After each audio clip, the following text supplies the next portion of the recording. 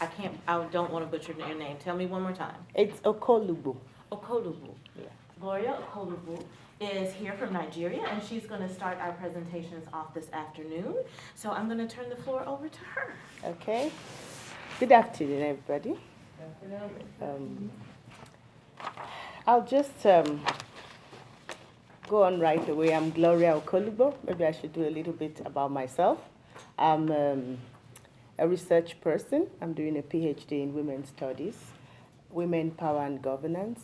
And I liked the theme of the conference. And when I saw it, a problem we have in Nigeria, among the Nigerian community in the United States, just came to my mind, and I decided to interrogate that problem.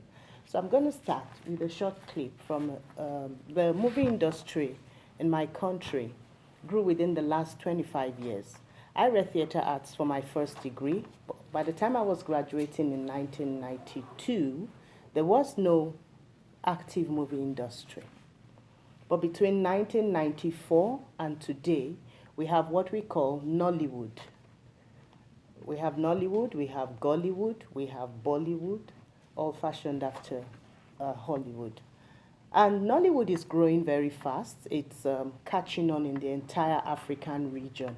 And among the blacks in the diaspora and Nigerians and Africans in the diaspora, they kind of feel they keep in touch with home by watching these movies. And you have them on YouTube. If you go to YouTube, you can have access to them. They have quite a wide spread. And as an industry, Nollywood also grew from the scratch.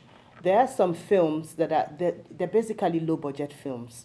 But today, you have a lot of, let's say, middle budget. You can't say high budget yet, but at least they're making a whole lot of progress.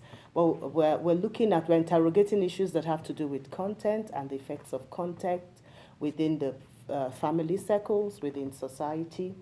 And then let me just show you this clip. It's a short clip. I'm talking about a phenomenon, a cultural phenomenon we call omugwo.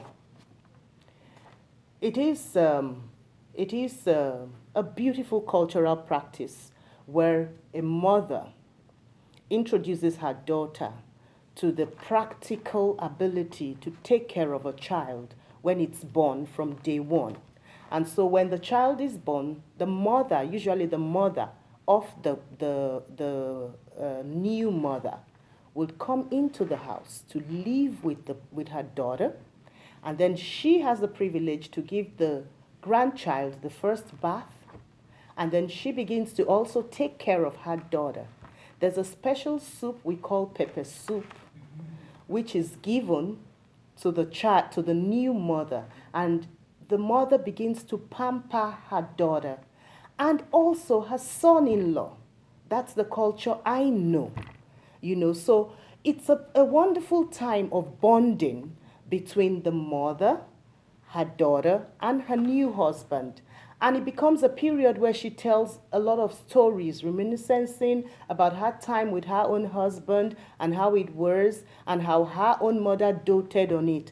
In fact, it's a period where everybody looks to, because the mother is the matriarch, who now lives in and then takes care of the entire family. And it's for a period of time when the daughter is resting, so she doesn't have to be burdened with all of the problems of taking care of the child. The mother, who is more experienced, will take care of the child and practically run the home until a period when she's able to learn of her mother practically. Then her mother returns home. Most times her mother returns home bearing a lot of gift items from her son-in-law, who she would have pampered, and then she would go back home and show off a lot of those gift items and brag about how wonderful her son-in-law is. So omugwo is a wonderful culture that is passed on from generation to generation. Unfortunately, the portrayal we have in Nollywood today is of a villain matriarch, and I'll come to that.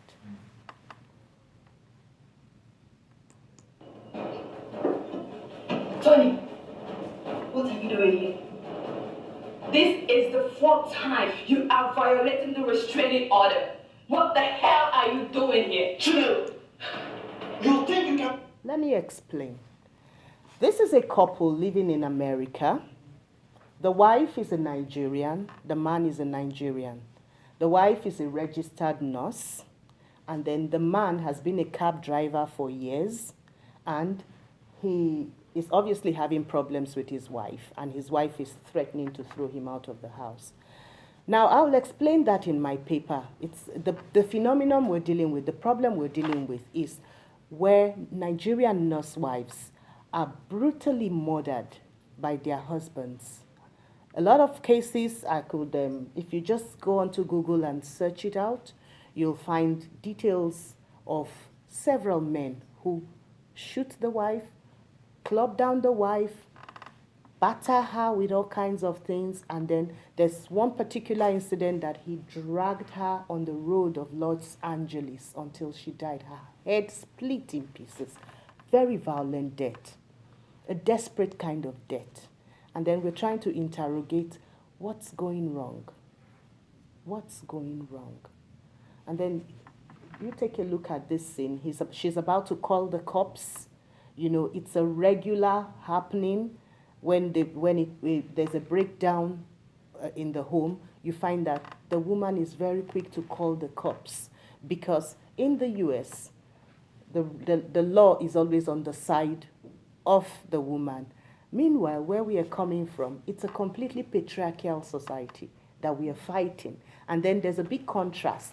They come here, and then you find an upside-down situation. But the paper will quickly explain all that. But that's what's going on here. She's about to call the cops, and then see what goes down. Bring my life and get away with it? No way. No. Point of correction. My name is not Chinelo anymore, but Nielo. Your name is Chinelo.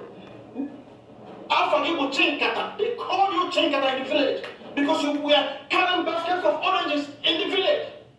You are the same Chinelo that sells akara and bread in the village. In Losoko, have you forgotten when you carried baskets of orange in the village, on the streets of Oka? Have you forgotten, Chinelo? I picked you up from the gutter. Yes, I am that Chinelo you met on the streets of Oka selling bread and akara. But I'm not that Chinelo anymore. This Chinelo is a nurse. I am not a CNA or LPN. I am a certified registered nurse.